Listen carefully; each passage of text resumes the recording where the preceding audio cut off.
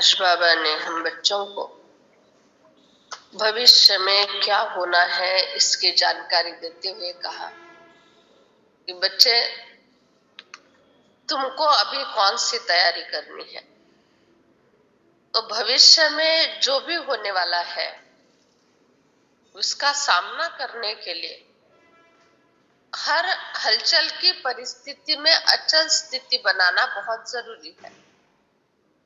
हलचल के परिस्थिति में हलचल में आना ये कॉमन बात है, लेकिन हलचल के परिस्थिति में अचल रहना ये आध्यात्मिक शक्ति का परिणाम है। तो आज्ञाकारी वफादार बाबा के श्रीमत पर चलने वाले जो बच्चे हैं, वो बच्चे कभी भी दुनिया के आकर्षण में अपना टाइम वेस्ट नहीं करेंगे और कभी भी माया के बंधनों से घबराएंगे भी नहीं और उसमें फंसेंगे भी नहीं। तो सुनते हैं आज 28/4/23 के बाबा के मधुर महावाक्य। मीठे बच्चे, इस कलयुगी दुनिया का सुख, कलयुगी दुनिया का सुख कागविष्टा के समान है।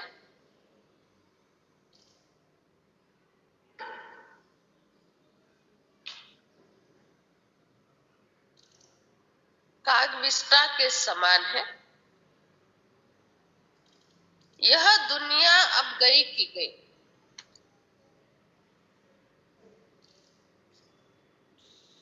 इसीलिए इससे लगाव नहीं रखना। इसीलिए इससे लगाव नहीं रखना। आसक्ति निकाल देनी है। आसक्ति निकाल देनी है। प्रश्न है, किन बच्चों की दिल इस पुरानी दुनिया से नहीं लग सकती? इन बच्चों की दिल इस पुरानी दुनिया से नहीं लग सकती। तो सुनंदर, किन बच्चों की दिल इस पुरानी दुनिया से नहीं लग सकती?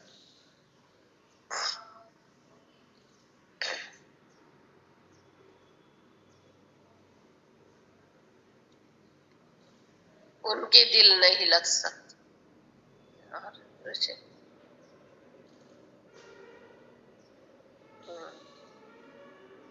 उनको पुरानी दुनिया से कुछ लेना देना नहीं है। ऑनलाइन पर सुनने वाले संगीता बहन बताना, किसकी दिल नहीं लग सकती? उत्तर, जो आज्ञाकारी वफादार निश्चय बुद्धि बच्चे हैं। आज्ञाकारी वफादार निश्चय बुद्धि बच्चे हैं, उनकी दिल इस पुरानी दुनिया से नहीं लग सकती।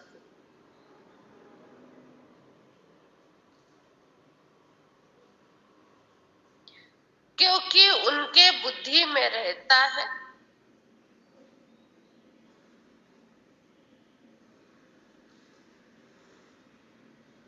यह दुनिया विनाश हुई की हुई।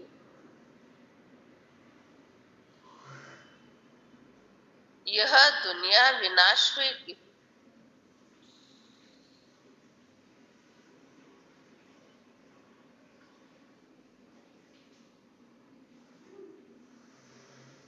यह खेल है, माया का भपका है।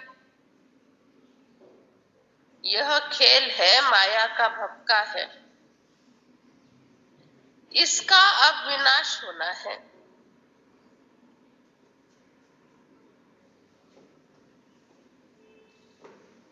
डैम फटेंगे, अर्थक्वेक होगी, सागर धरनी को हप करेगा।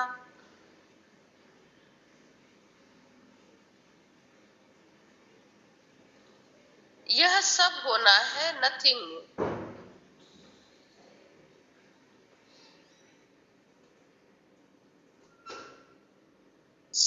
होम,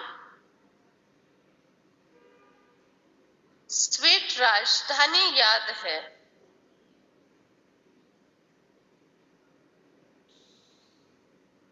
तो इस दुनिया से दिल नहीं लग सकती। स्वीट होम, स्वीट राजधानी याद है,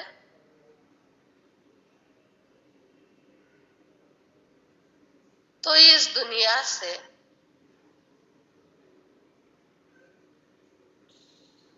दिल नहीं लग सकती।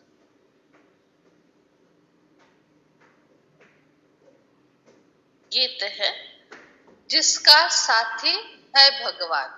आगे, उसको क्या रोकेगा आंधी और तूफान। ओम शांति। यह गीत निश्चय का है। जब बाबा का बनते हैं, वह बाबा के पास आते हैं, तो बाबा खुद हमारा साथी बन जाता। बच्चे जानते हैं, जब आते हैं तब विनाश के तूफानों में भी होते हैं। बाबा कहते हैं तूफान तो बहुत आएंगे, पुरानी दुनिया खलास होनी है, नई दुनिया स्थापन करनी है। इतना बड़ा परिवर्तन आएगा तो तूफान तो आएंगे। अर्थक्वेक होगी, समुद्र नीचे से धरती को खा जाएगा, ऊपर से बरसात खा जाएगी, ये सब होने वाला है। ये कोई बड़ी बात नहीं है, ये आगे के दुनिया के सेटिंग के लिए जरूरी बात है। कोई भी बात नुकसान के लिए या अकल्याण के लिए नहीं है, क्योंकि घर जाने का समय आएगा ना, तो तभी इन शरीरों की और इस जीवन की और जिंदा मनुष्यों की कोई भी वैल्यू भगवान के पास नहीं रहेगी। क्योंकि आगे का युग चलाना है, तो इस पीछे के युग को तो खत्म करना पड़ेगा और शरीर ही छोड़ना है ना। शरीर छोड़ के आत्मा अजर अमर अविनाशी है, वो घर चली जाएगी। और ऐसा नहीं है ना कि शरीर एक बार छूट गया तो फिर मिलना नहीं है, धन संपत्ति छूट गई फिर मिलना नहीं है। तो शरीर इसीलिए छूटेंगे, धन संपत्ति इसीलिए छूट जाएगी, विनाश इस कारण होगा क्योंकि आगे चलकर उससे बेहतर मिलने वाला है। निरोगी काया शरीर मिलेंगे, स्वर्णिम महल मिलेंगे और सब बहुत अच्छा और ऊंचे सत्व प्रधान लेवल पर मिलने वाला है।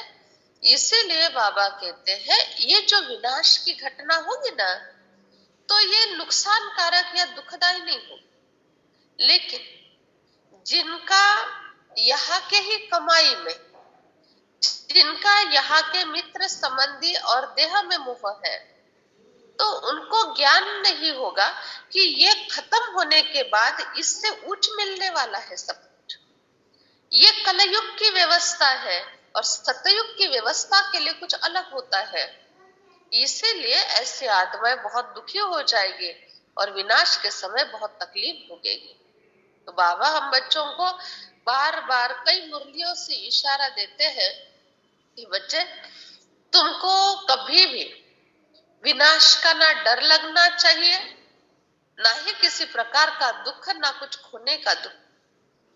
ऐसे देखा जाए, जितने बार हमारा मरण हुआ, जितने बार शरीर छोड़े, उतने बार सब कुछ छोड़कर आ गए ना, सब छोड़कर आए ना। पिछले जन्म का जो भी गरीबी थी चाहे अमीरी, रोगी काया चाहे निरोगी काया, अच्छा परिवार व साधारण परिवार, सब छोड़कर आगे आए ना, तो हमारे लिए वो विनाशी हो गया ना। जो सब कुछ छोड़ेगा उसके लिए विनाशी हुआ। तो अभी भी लास्ट जन्म में, लास्ट प्रोसीजर में क्या करना है? छोड़ के ही जाना है ना आत्मा को, क्योंकि प्रैक्टिस है ना, तो छोड़ के ही जाना है। तो छोड़ के जाना अर्थात अच्छा मिलने के लिए, अच्छा पाने के लिए जाना है। इतनी सहज बात है विनाश की। लेकिन उस समय इस शरीर में रहते हुए हमको सहज सहज अशरीरी बनने का अभ्यास करना बहुत जरूरी है, ताकि आत्मा को कोई तकलीफ, दुख और परेशानी का सामना न करना पड़े। आज की सारी मुरली इसी पर ही है, तो बड़े ध्यान से समझना एक एक पॉइंट। बाबा तुम बच्चों को विश्व का मालिक बना दे, पुरानी दुनिया का विनाश कराए, सारे विश्व की राजाई वर्षे के रूप में बच्चों को देते। तुम जानते हो बाबा से नए विश्व का वर्षा मिलता है। मनुष्य समझते हैं साइंस के आधार से अभी स्वर्ग बनता जा रहा है, स्वर्ग बनता जा रहा है, परंतु बाबा कहते हैं बच्चे ऐसा नहीं है, ये लास्ट का भपका है, स्वर्ग बनता नहीं जा रहा है, विनाश के नजदीक जा रहा है। जैसे दिया जलता है ना, तो जब तक उसमें घृत है, तेल है, तब तक एक रस जलता रहेगा, हवा अगर नहीं है। लेकिन जब बुझने पर आता है तो तेल बहुत कम हो जाता है, और बुझने पर आता है ना, और बात थोड़ी ज्यादा है तो फड़फड़ करता है, फड़फड़ करता है और काजड़ी निर्माण करके वो बुझ जाता है, और बुझने के बाद भी काजड़ी निर्माण होती है। तो वैसे ही इस संसार का अर्थात कलयुग का दीपक बुझने वाला है, इसलिए बहुत ज्यादा फड़फड़ हो रही है। बहुत अच्छे अच्छे सुख सुविधा के साधन आदि ये सब हो रहा है, लेकिन ये है विनाश की निशानी, और विनाश के बाद भी काजड़ी निर्माण हो जाएगी, अर्थात सब तरफ अस्वच्छता हो जाएगी। उसके बाद फिर से सफाई होगी, 5 तत्व साफ करेंगे इस धरती को। एक बार मुरली में बाबा ने बताया था, बच्चे अंतिम समय इतने अरब मुर्दे होंगे, पशु पक्षी जीव जंतु मनुष्य सभी के शरीर तो यहीं पड़ने हैं ना, युद्ध हुआ, सबके शरीर तो कुरुक्षेत्र पर पड़े थे। तो इतने शरीरों को सफाई करना, सारे धरती की सफाई करना, ये कोई मनुष्य का तो काम नहीं होगा, और मनुष्य बचेगा भी। तो उसके लिए बाबा ने विधि बताई थी, किस विधि से सफाई होगी। तो हवा आएगी, हवा आकर सारा कचरा साफ कर देगी, झाड़ू लगाने का काम करेगी। बरसात आएगी, वो पोछा लगाने का काम करेगी। सूर्य ऐसा तपेगा जो सुखाने का काम करेगा, और ऐसे करके धरती की सारी, और अग्नि में जो कुछ कचरा होगा वो सारा अग्नि में जल जाएगा। ऐसे पांचों तत्व मिलकर इस सृष्टि की सफाई करेंगे। पंच महाभूत कहा जाता है ना, तो वैसे देखा जाए ये पंच महाभूत है या पंच महासहयोगी है। अगर ये पंच महासहयोगी नहीं होते तो हम आज सभी जिंदा होते। अग्नि वायु आकाश पृथ्वी जल, ये पंच महासहयोगी है, भूत नहीं। लेकिन लास्ट में ना ये भूत का रूप ले लेते, लेना ही पड़ता है, भगवान का आदेश है। इतने सारे सृष्टि की सफाई कुछ ही दिनों में करना है, कौन करेगा, और वो भी मुर्दों की सफाई, मुर्दों को सफाया करना है इसमें से। तो ये पंच महाभूत का नाम इसी कर्तव्य के कारण हो दिया है। जैसे शरीर छूटता है ना, तो 5 तत्व के आधार से बनता है, ठीक है, 5 तत्व के आधार से पलता है, और 5 तत्व देखो कैसे इसको खत्म कर देते हैं। धरती पर रखा जाता है, कोई भी कितना भी बड़ा राजा महाराजा का शरीर होवे, लेकिन सोने के पलंग पर उसको जलाएंगे क्या। चंदन का शरण होवे चाहे लकड़े का होवे, लेकिन उसको लकड़े पर ही जलाया जाएगा, और धरती पर ही लकड़ा रखा जाएगा। तो धरती पर रखा जाता है, अग्नि इसको जलाती है, वायु अग्नि को मदद करता है प्रज्वलित होने के लिए, आकाश में धूल उड़ जाता है, और बची हुई राख पानी ग्रहण कर लेता है, नदी में बहा देता। धरती पर रखा, अग्नि ने जलाया, वायु ने मदद की, आकाश ने धुआं खींच लिया, और पानी ने राख स्वीकार कर ली। अस्तित्व खत्म, खत्म हो अस्तित्व। वैसे अंतिम समय होगा। सभी का अस्तित्व एक साथ, सभी मुर्दों का अस्तित्व एक साथ खत्म होना है। ये कोई नेगेटिव बात नहीं है, ये वास्तविकता, ये होना है, सत्य है। माँ बाप अपने बच्चों को सत्य बातें भले कड़वी होवे, लेकिन अवगत कराएंगे उससे। बाबा कहते हैं विनाश जरूर होना है, अर्थक्वेक होगी, डैम आदि फूटेंगे, ये सब होना ही है, क्योंकि इसके बगैर तो नई दुनिया आ नहीं सकती। तुम बच्चे जानते हो इस दुनिया में कितना दुख है। पहले मुसलमानों का राज्य था, फिर अंग्रेजों का आया।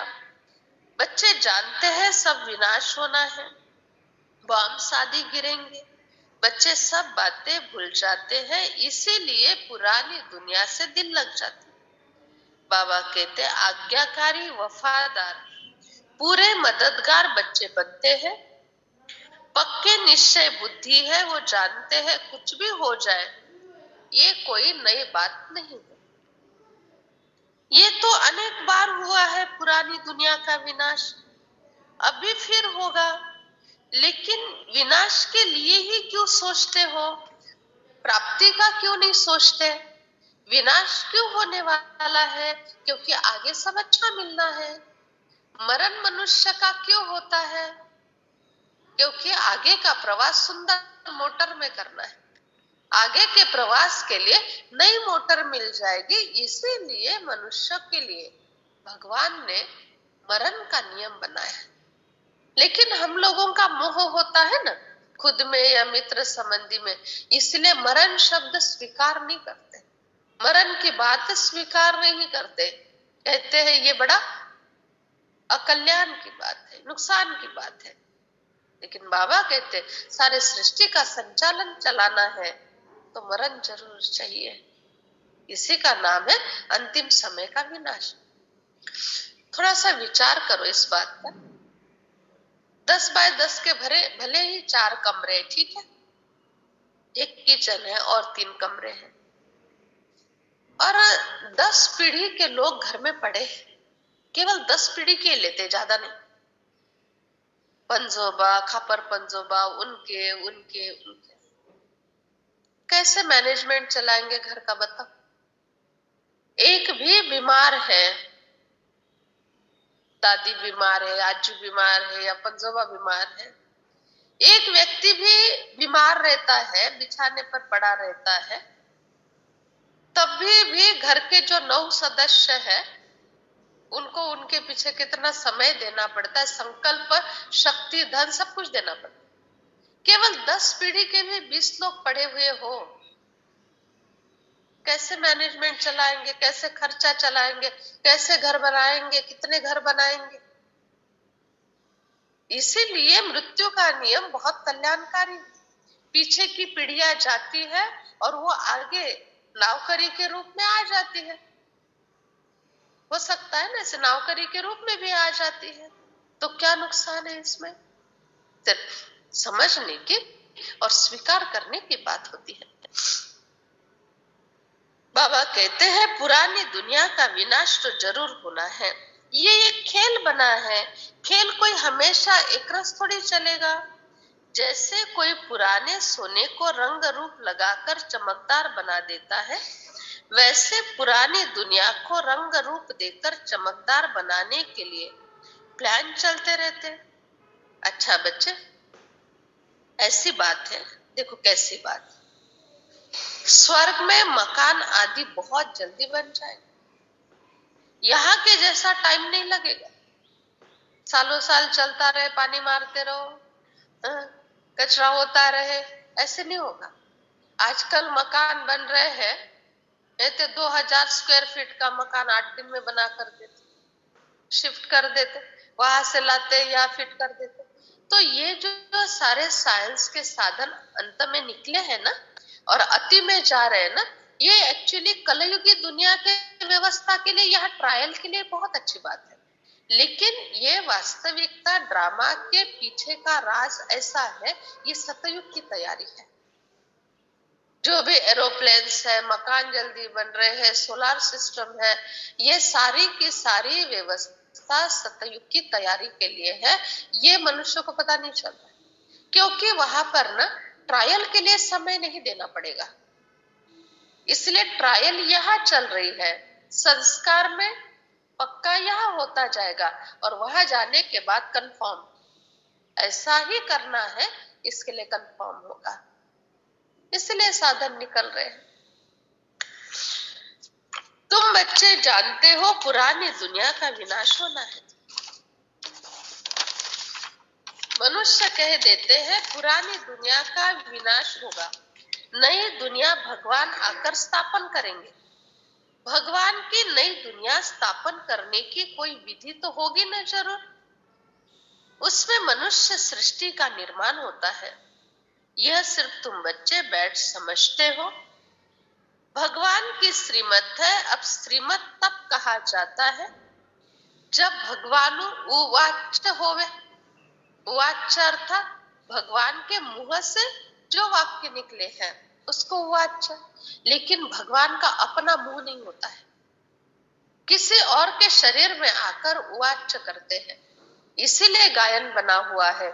देव बोलतो बाळ सुरातुन, देव बोलतो उंच पिकातून, कधी होऊनी देव भिकारी, अन्नासाठी आर्त पुकारे, ऐसे कहा जाता है। तो कभी वो बाल रूप में भी आता है, कभी सन्यासी के रूप में आएगा, कभी भिखारी के रूप में आएगा, अर्थात उनका अपना साकार रूप कोई भी नहीं है, इसलिए कोई भी रूप धर सकते हैं। अभी हमको समझो कहीं जाना है, किधर भी चले जाए अपने रूप में जाएंगे ना। किसी को ड्रामा में, नाटक में, पिक्चर में पार्ट बजाना है, पार्ट बजाना है राजा का या भिखारी का, लेकिन रूप तो अपना ही होगा ना।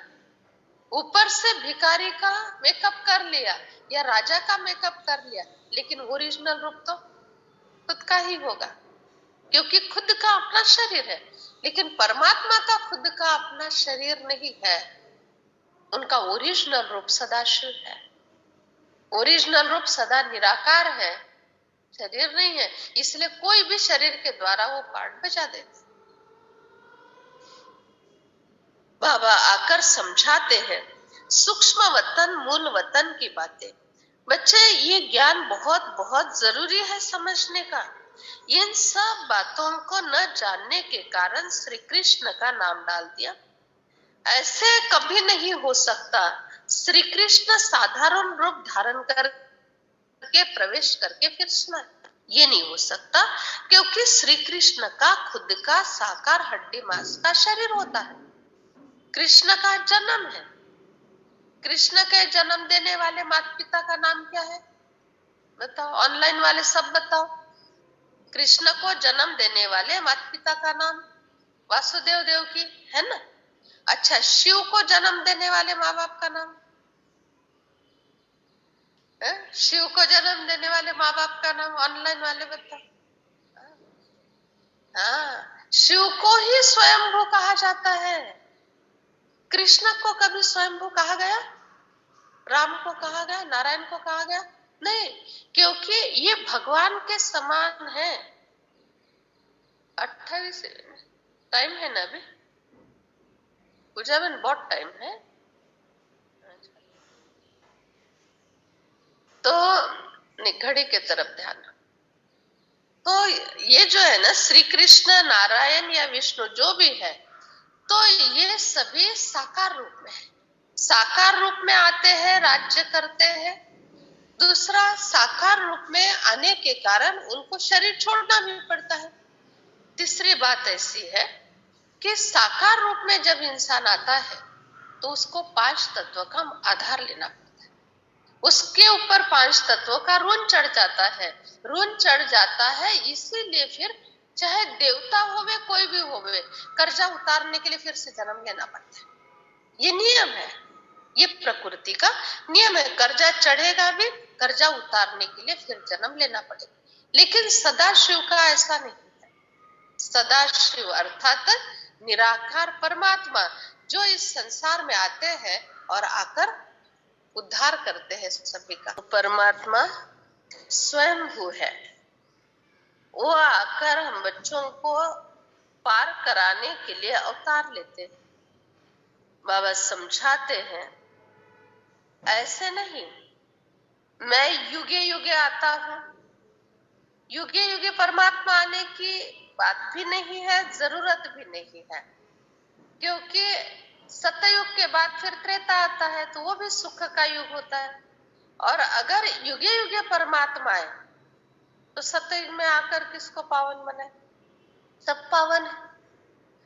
और सतयुग में आकर ज्ञान दिया, कोई सुनेगा नहीं, सब देवता है और देवताओं को ज्ञान नहीं मिलता। ज्ञान की आवश्यकता कलयुग में मनुष्यों को होती। बाबा कहते हैं हमने भी बहुत गुरु किए थे, परंतु पता कुछ भी नहीं था। भूले हुए थे कि श्रीमत किसको कहा जाता है। श्रेष्ठ ते श्रेष्ठ निराकार परमात्मा की श्रीमत है, उनकी महिमा अपरंपार है। इन बातों को तुम बच्चे जानते। ये सब बातें किसी के बुद्धि में बैठने में मेहनत लगती। बच्चे, परमात्मा की मत के बिगड़ उद्धार नहीं हो सकता और सुधार नहीं हो सकता। सुधार के लिए चाहे उद्धार के लिए भगवान की मत चाहिए। उद्धार माना सदगति हो जाना, यहां से चले जाना, और सुधार का अर्थ है जीवन में यहां रहते हुए जीवन में किसी भी प्रकार की समस्याएं हमारे स्वभाव संस्कार के कारण क्रिएट नहीं होनी चाहिए। स्वभाव संस्कार ही परिस्थितियां निर्माण करते हैं। वैसे देखा जाए ना, कुछ भी परिस्थितियां नहीं होती। इसीलिए लौकिक में कहते हैं बाहर के 100 लोगों से निपटा सकते हैं, लेकिन घर के एक व्यक्ति से नहीं निपटा सकते। एक राजा था, बहुत शूरवीर, बड़ा योद्धा, सबसे युद्ध करके जीत लेता था, लेकिन घर में आने के बाद पत्नी और माँ के जो झगड़े चलते थे ना,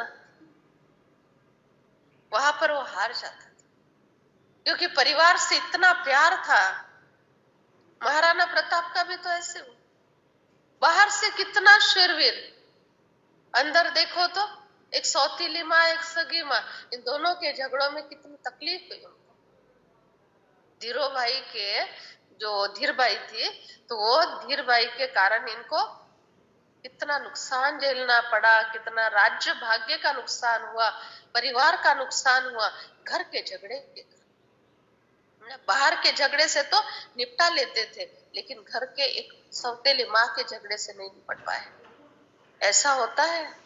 इसीलिए परिवार की वैल्यू करो। भगवान ने ऐसा परिवार नहीं दिया है हमको। ये छोटी सी बात से परिवार में डिस्टरबेंस की शुरुआत हो जाती है।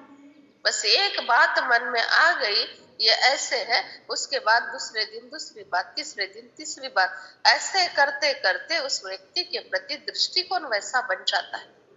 चलो ठीक है, सभी में अवगुण भी है, सभी में गुण भी है, लेकिन पक्का दृष्टिकोण बनाकर व्यवहार नहीं करो वैसा। उससे क्या होता है, दो नुकसान हो जाते।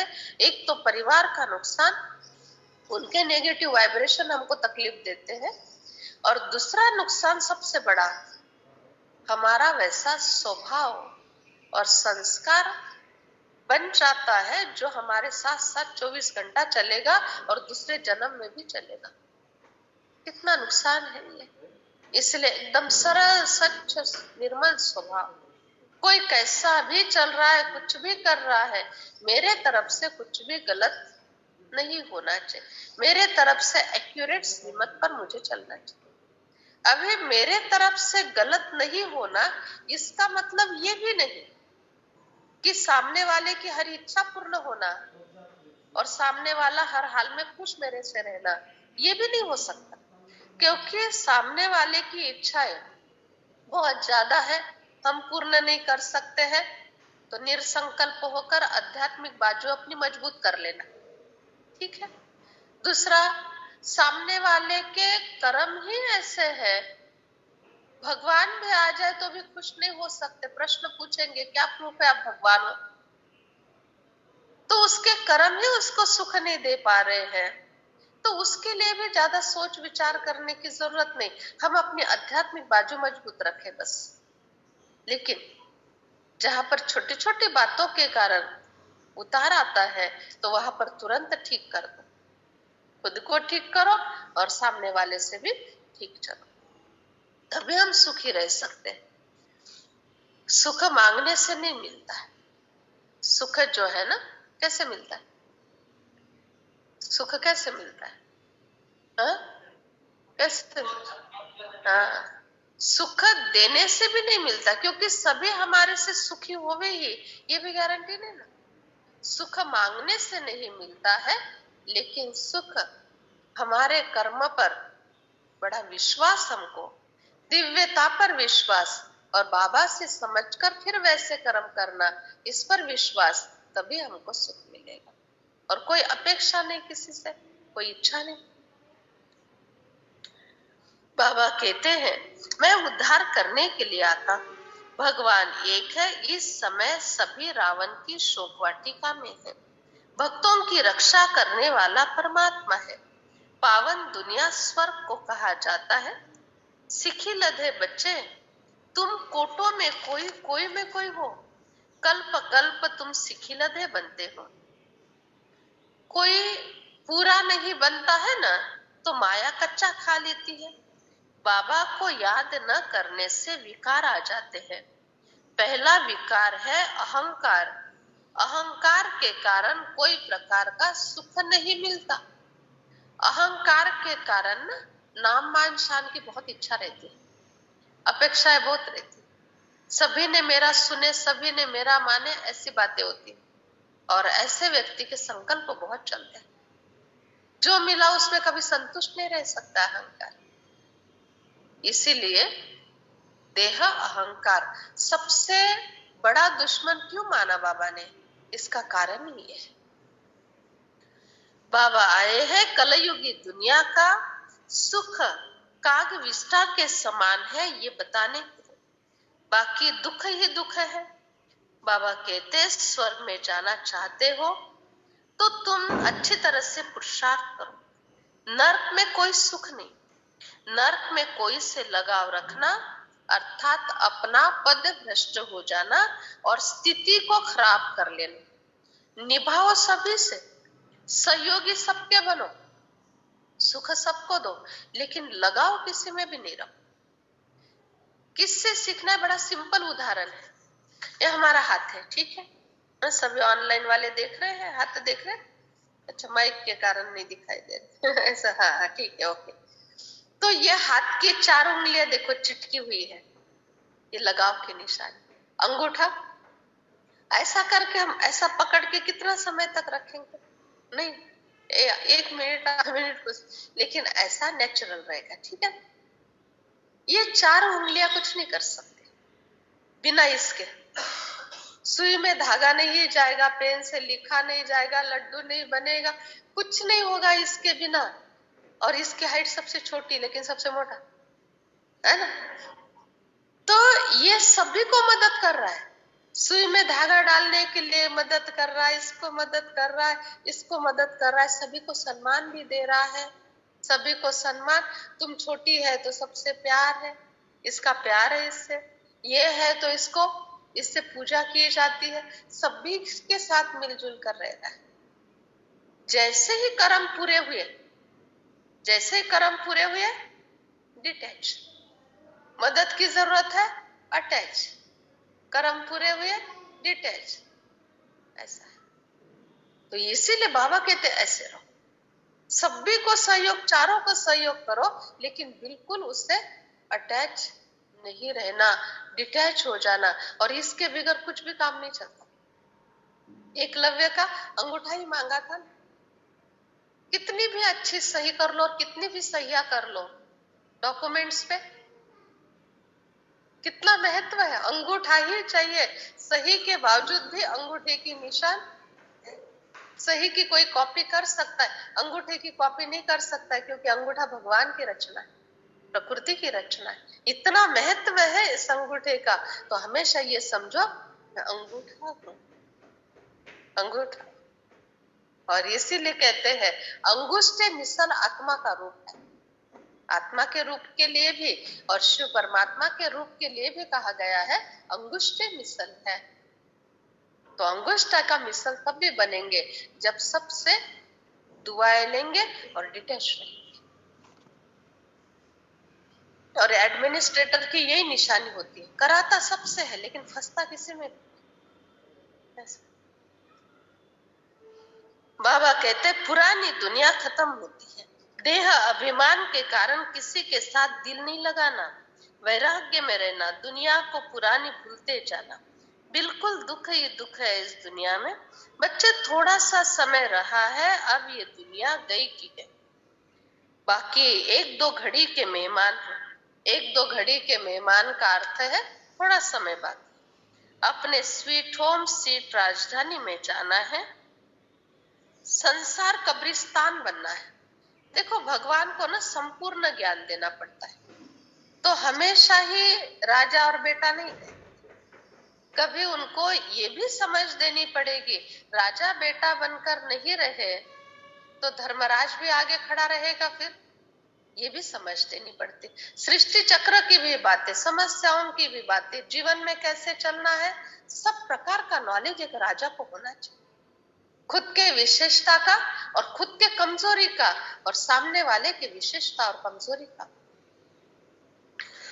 बाबा कहते हैं बच्चे ये पुराना शरीर पुरानी जूती है, योग में रहकर इसको छोड़ना है, योग में रहकर छोड़ना है। योग में रहने से आयु बढ़ेगी, वर्षा मिलेगी। देही अभिमान की आयु बढ़ती है, देह अभिमान वाले की आयु घटती है। आयु घटती है अर्थात जल्दी बुढ़ापा आ जाता है। क्यों? विचारों के कारण, विचारों के कारण जल्दी बुढ़ापा। 104 साल की दादी, कितनी स्किन चमकती थी दादी उनकी। 102 साल में दादी की उम्र उतनी थी। एक दिन में दादी ने 7 प्रोग्राम किए थे। हम टीचर्स बहनों की भट्टी थी जब मधुबन में गए थे, तभी शाम को 7:30 बजे का योग था ना, 6:30 से 7:30 बजे तक का योग होता है। 7:15 बजे दादी स्टेज पर पहुंच गए। तभी हंसा बहन ने कहा था दादी का ये 7वां प्रोग्राम है, योग में पहुंच गए। नुमा शाम का योग मिस नहीं होना चाहिए, इसीलिए दादी ज्ञान सरोवर से डायरेक्ट स्टेज पर आए, रूम में नहीं गए। 15 मिनट क्यों ना सही, फिर बाद में योग का टाइम बढ़ा दिया, 8 बजे तक योग का टाइम किया, वो बात अलग है, लेकिन दादी पहुंच गए थे। 102 साल की उम्र में एक व्यक्ति 7 प्रोग्राम कर रही है और इतना ध्यान कि 7:30 बजे तक योग है, मैं 7:15 बजे तक तो भी एटलीस्ट योग में पहुंचू। ऐसा ये किसकी कमाल है? यही राजयोग की कमाल है, यही शुद्ध पवित्र और कम विचारों की कमाल है। और ज्यादा विचारों की कमाल 50 साल में ही 90 साल के आयु का दिखता है। विचार है ये सब। जितना तुम योग में रहेंगे आत्मा प्योर होती जाएगी और फिर सोने के बर्तन जैसे बन जाएंगे। कोई का शरीर अच्छा है, प्यार हो जाता है उसमें। बाबा कहते ये पुराने शरीर है, इसको कितना भी पाउडर लगाओ, वैसलीन लगाओ, ये पुराने शरीर खत्म होने वाले हैं। ऐसी ऐसी बातें अपने आप से करके फिर वैराग्य लेना है। मैं आत्मा हूं, बाबा के पास जाने वाली हूं। बाबा को याद करते करते मैं आत्मा योग बल से प्योर बन जाती। यह बातें तुम बच्चे ही जानते हो। वहां के शरीर बड़े शुद्ध और संपूर्ण निर्विकारी होते हैं। स्वर्ग में भी विकारों की पैदाइश होगी तो फिर निर्विकारी दुनिया कहाँ होगी बताओ? स्वर्ग में निर्विकारी होते हैं और निर्विकारी होने के कारण निर्विकारी ही जन्म लेते हैं। पांडवों का जन्म जब मंत्र से हो सकता है, कौरवों का जन्म मांस के टुकड़े से हो सकता है अर्थात पवित्रता के बल से। फिर राम का जन्म फल के आधार से, राम या चारों भाइयों का जन्म फल के आधार से यज्ञ से हुआ। तो जब द्वापर युग के जन्म ऐसे बताए गए, त्रेता के ऐसे बनाए गए, तो सतयुग के जन्म भी संकल्प शक्ति के आधार से चलते थे। संकल्प शक्ति के आधार से सारा संसार चल रहा है। इसीलिए तो कहते हैं कि भगवान मुख की नहीं मन की भाषा जानते हैं, और देवता उनको भी भगवान मानते हैं। तो भगवान के सामने कितना भी मुख से बोलते जाओ वो नहीं सुनेंगे, लेकिन मन से बोला हुआ, भाव से बोला हुआ एक शब्द, एक पुकार भी भगवान के पास पहुंच जाती है। क्योंकि सतयुग में जब देवताओं का राज्य था तब संकल्प की टेक्नोलॉजी थी, मुख की भाषा नहीं थी, संकल्प से कारोबार चलता था।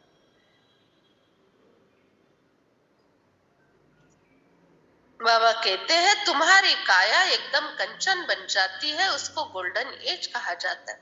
सतयुग में कभी कोई बीमार नहीं पड़ेंगे। यहाँ तो देखो बीमारी कैसे पीछा नहीं छोड़ती। सोने के बर्तन होंगे सतयुग में, अर्थात कंचन काया होगी। लक्ष्मी नारायण का पारसनाथ पारसनाथिनी का राज्य होगा। उनके शरीर सतो प्रधान होंगे। अभी 5 तत्व भी तमो प्रधान है। बच्चे, योग बल के आधार से तुमको विकारों के ऊपर विजय प्राप्त करनी है। आदि मध्य अंत दुख देने वाले ये विकार है। संपूर्ण निर्विकारी दुनिया में अगर चलना है तो विकारों के ऊपर विजय प्राप्त करना ही होगा। इसके पीछे विज्ञान है। संपूर्ण निर्विकारी दुनिया में चलना है तो विकारों के ऊपर विजय प्राप्त करने की बात ऐसी है, समझो। अभी अंतिम घड़ी तक, शरीर छूटने तक किसी के विकारी संस्कार है और विकार की इच्छाएं है। काम, क्रोध, लोभ, मोह, अहंकार, जो भी विकार है, मद, माया, मत्सर, ये सब कहते हैं। और ऐसी अवस्था में उस आत्मा ने विकार अंदर भरे हुए हैं, और ऐसी अवस्था में उस आत्मा ने शरीर छोड़ दिया। साथ में क्या लेकर जाएंगे? साथ में क्या लेकर जाएंगे? विकार ही लेकर जाएंगे ना। अभी वो जो विकार लेकर गई हुई आत्मा है वो पावन बनती है, इसका मतलब ये नहीं है कि संपूर्ण निर्विकारी बन जाती। पावन का अर्थ है कोई भी प्रकार का लेखा जोखा नहीं रहता, इसको पावन कहा जाता है। लेकिन संस्कार साथ में लेकर जाएगी। अभी विकारी संस्कार लेकर गई और दुनिया में, सतयुगी दुनिया में उतरना है, और सतयुगी दुनिया बिल्कुल निर्विकारी दुनिया, और वहां पर अगर वो आत्मा उतरी तो वो तो विकार न मिलने के कारण अनकंफर्टेबल फील करेगी। ऐसा जैसे समझो यहाँ भारत से फॉरेन जाती और वहां पर भारत के जैसा खाना नहीं मिल रहा है, या भाजी भाकरी चटनी ठेसा सब खाने की आदत थी, वहां ये कुछ भी नहीं मिल रहा है। वहां तो ब्रेड, उबली हुई सब्जियां, मांसाहार, शराब, यही मिल रहा है।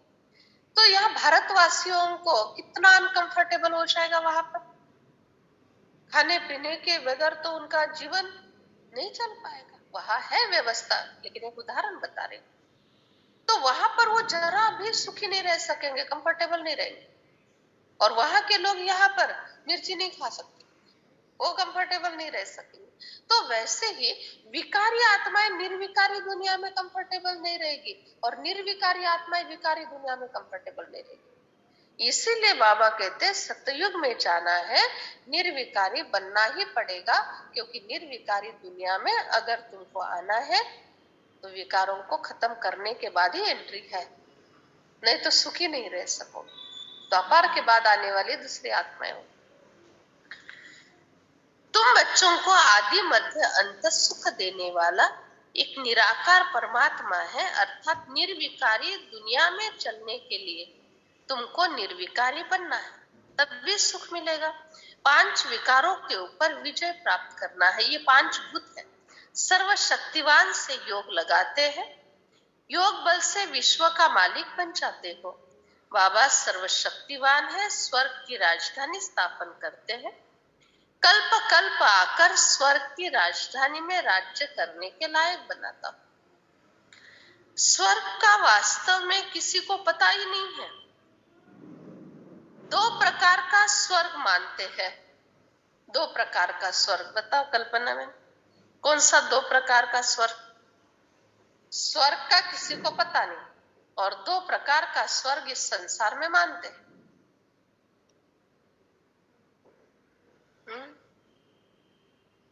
हाँ?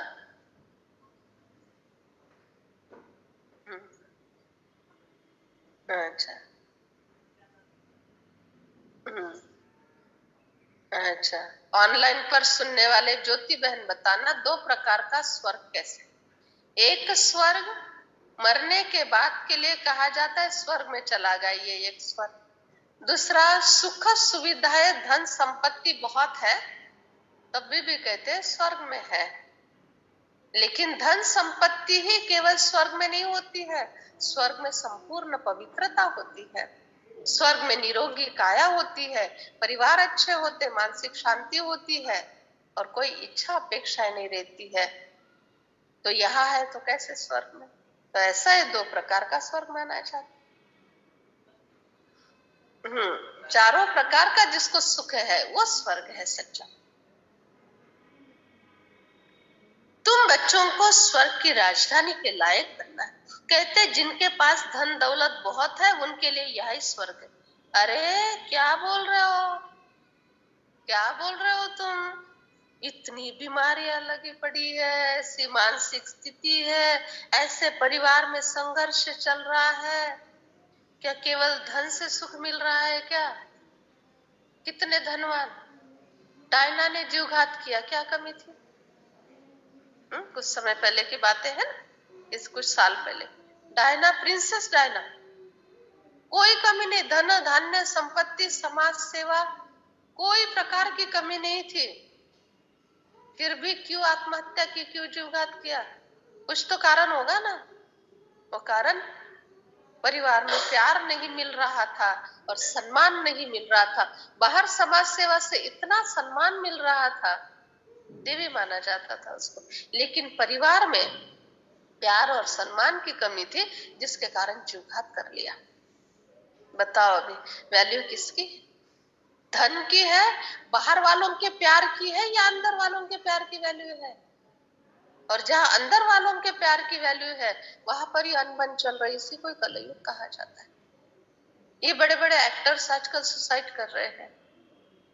धन की कौन सी कमी है? इनकम टैक्स इतना भरना पड़ रहा है, धन की कमी नहीं है, मान सम्मान प्रेस्टीज की कमी नहीं है, कमी है प्यार की, और नेगेटिव विचार है, इसके कारण पॉजिटिव विचारों की कमी। इनका जीवन कोई सुखी नहीं होता है, ऊपर से दिखाई देता है ये बड़े प्रसिद्ध है, प्रसिद्ध हुए हैं कला के कारण, लेकिन अंदर अपने आप को शांत रखने की कला सीखना जरूरी होता है। ऐसा है। एक एक्ट्रेस है, तो वो डिप्रेशन में चली गई थी, माना एकदम ऐसे पागल के स्टेज पर गई थी। तो दिल्ली में गुलजार दादी के साथ, 10-12 साल पहले की बात है, दिल्ली में गुलजार दादी के साथ गुड़गांव में 3 महीने वहां पर जाकर उनकी अलग से व्यवस्था की थी, और वहां पर रही, मेडिटेशन सीखा, रोज मुरली सुनती थी, और बहनों ने बहुत मेहनत ली। ऐसे करते करते, और गुलजार दादी से रोज दिन में एक बार 2 मिनट के लिए क्यों ना से दर्शन लेने के लिए आती थी, और ऐसे एक 12-13 साल पहले की बात होगी शायद। तो ऐसे करते करते वो डिप्रेशन से पूरा बाहर आ गई थी। टीवी पर भी उसने इंटरव्यू दी थी, और उसका सब तरफ ये वर्णन भी हो रहा था कि ओम शांति में जाने के कारण ये बाहर आ गई। अभी भी वो कौन, शहनाज गिल ना, वो भी तो कितना दुख से बाहर आ गए। फिर वो और कौन है, वो ग्रेसी सिंह, ग्रेसी सिंह तो ब्रह्मा कुमारी ही है। फिर अपने सुरेश वाडकर, वो बाबा के लिए गीत गाते, वो भी पूरा ओम शांति में ही अपने आप को इन्वॉल्व कर चुके हैं। हाँ? हाँ, कपिल शर्मा, हाँ ना, हाँ डिप्रेशन में। हाँ क्या? अच्छा अच्छा, हमको नहीं मालूम है, आप लोग बताते हो तब पता चलता। क्या है कैलाश खेर का? डिप्रेशन। नहीं, इसीलिए ना आध्यात्मिकता की बहुत आवश्यकता है। ये सब इतने बड़े बड़े पोस्ट पोजीशन वाले जो जा रहे हैं डिप्रेशन में, बैलेंस नहीं, इसीलिए पॉजिटिविटी नहीं है, बैलेंस नहीं है, शांति नहीं जीवन में, सिर्फ पोस्ट पोजीशन के पीछे ही अपना समय बिता देते हैं। फिर जब पारिवारिक समस्या आती है या शारीरिक समस्या, मानसिक समस्या आती है तो उसको झेल नहीं पाते हैं। इसलिए सभी के प्रति ना हमारा कर्तव्य है रोज विश्व सेवा के लिए सकाश, शाम के समय के योग में भी विश्व सेवा के लिए सकाश दो, ताकि ऐसे ऐसे ये बच्चे जो दुखी है ये सब बाहर आ सके। हमारा कर्तव्य है, हमको भगवान ने इतना दिया, उन तक हम पहुंचाए शुभ भावना से। बहुत है, हाँ, हिसाब किताब पूरा करते हैं। फिर सुरक्षा कवच बहुत जरूरी है। बाबा ने समझाए विकारी दुनिया है। द्रौपदी कोई एक नारी नहीं थी, आज तो कितने सारे दुशासन है, कितने सारे दुर्योधन, द्रौपदी है। बाबा कहते पवित्रता के बल से तुमको बेहद की राजाई मिल जाती है। बेहद का बाबा समझाते हैं संपूर्ण निर्विकारी दुनिया में चलना। आत्मा आकर प्रवेश करती है, उस समय गर्भ में बिल्कुल प्योर रहती है, आत्मा भी प्योर और वातावरण भी प्योर और प्रकृति भी सत्व प्रधान। इसीलिए फिर वहां के शरीर और वहां का जन्म प्योर होता है। ये विज्ञान है, इसके पीछे कोई चमत्कार की बातें नहीं, ना अंधश्रद्धा की है, ना कल्पना की, ना चमत्कार की, विज्ञान है। अभी समझो विज्ञान कैसे देखो, पुराना और बासा एकदम थोड़ा कीड़ लगा हुआ रवे का शिरा बनाया तो बास तो आएगी ना।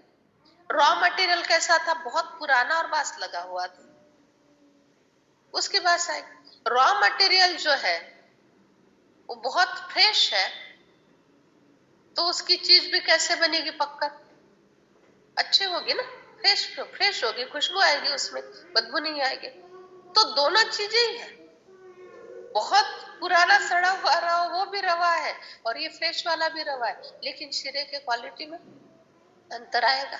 इसका शिरा वैसा बनेगा, इसका वैसा बनेगा। उसी तरह से प्रकृति एकदम सतो प्रधान है तो शरीर भी सतो प्रधान बनेंगे, क्योंकि 5 तत्वों के आधार से बनते हैं।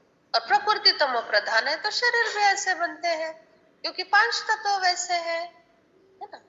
अच्छा, मीठे मीठे सिखिलद है बच्चों प्रति, माता पिता बाप दादा का याद प्यार और गुड मॉर्निंग।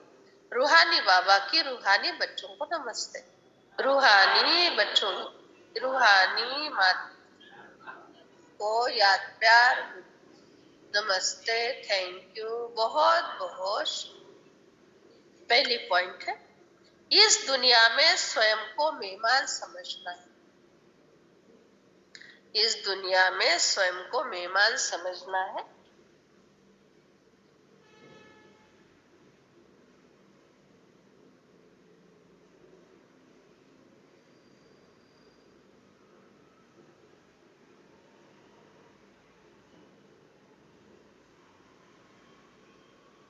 देही अभिमानी बन पुरानी दुनिया,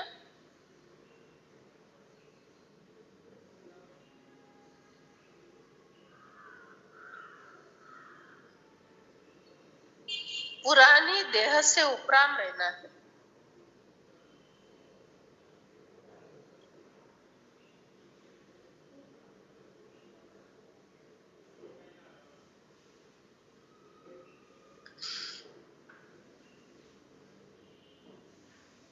दूसरी पॉइंट है, योग से आत्मा और शरीर दोनों को पावन बनाना है।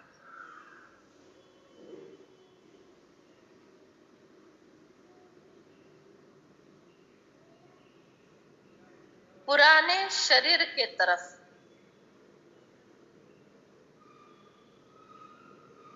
आकर्षित नहीं होना है।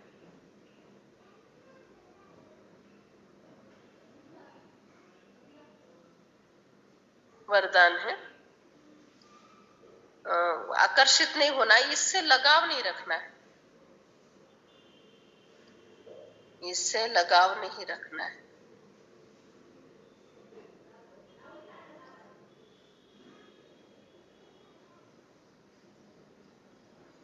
वरदान, शांति के अवतार बन।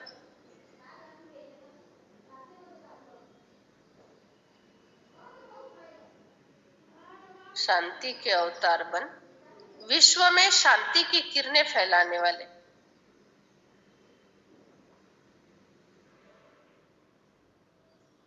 विश्व में शांति की किरणें फैलाने वाले शांति देवा भव।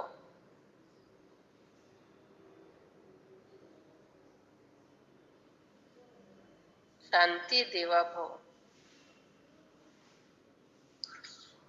जैसे छोटा सा जुगनू दूर से अपने रोशनी का अनुभव कराता है, ऐसे विश्व की आत्माओं व संबंध संपर्क में आने वाली आत्माओं को महसूस हो कि शांति की किरणें इन विशेष आत्माओं के द्वारा मिल रही है।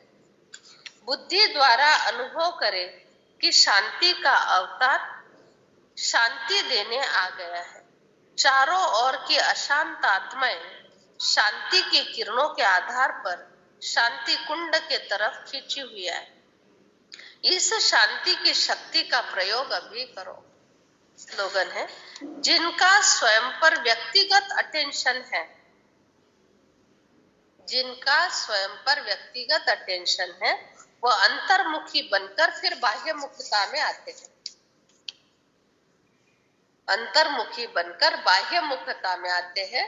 इसका अर्थ है, कोई भी कर्म करते हैं तो बड़ी शांति से और बाबा की याद में करते।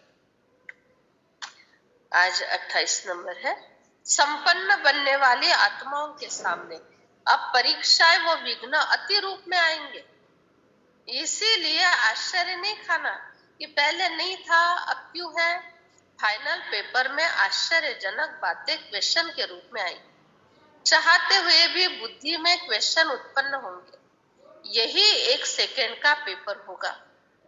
क्यों क्या का संकल्प चंद्रवंशी में क्यों लगा देगा। जब यह शब्द क्यों शब्द निकल जाए तब ड्रामा की भावी पर एकदम स्थिर रहेंगे। तो अभी क्यों की क्यों को खत्म कर संपन्न और संपूर्ण बन समय को समीप लाओ। क्यों की क्यों को, क्यों माना हिंदी शब्द है और दूसरा क्यों इंग्लिश है। तो क्यों की लाइन को खत्म करो। क्यों क्या कैसे ऐसे वैसे, ये क्यों हुआ, ये क्यों हुआ, ये कैसे हुआ, ठीक है ना, जो भी हुआ हो गया। अभी तो उसके मार्ग क्या निकालना, उस पर सोचना, ये समझदारी। और मार्ग भी ना शॉर्टकट निकालो, लॉन्ग कट नहीं। शॉर्टकट अर्थ का तुरंत कोई बात को फिनिश कर दो, और लॉन्ग कट माना उसका बदला लेकर ही छोड़ेंगे। ये लॉन्ग कट है, ये बहुत लॉन्ग कट चलता है और उसमें जिंदगी बर्बाद हो जाती। अच्छा, ओम शांति।